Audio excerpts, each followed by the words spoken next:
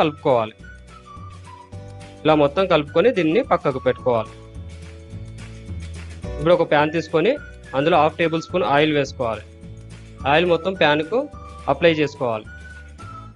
ఇలా అప్లై చేసుకున్న తర్వాత ముందుగా కలిపి పెట్టుకున్న ఎగ్ మిశ్రమాన్ని వేసుకోవాలి.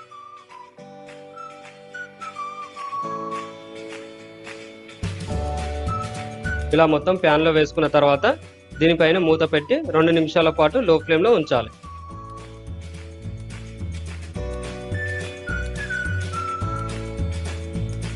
రెండు నిమిషాల తర్వాత మూత తీసి ఒకసారి చూసుకోవాలి.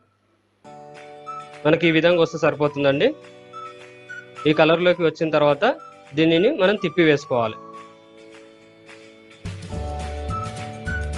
దీన్ని 1 నిమిషం పాటు లో ఫ్లేమ్లో అలానే ఉంచాలి. 1 నిమిషం తర్వాత మనం ప్లేట్లోకి ట్రాన్స్ఫర్ చేసుకోవాలి. అంతే అండి.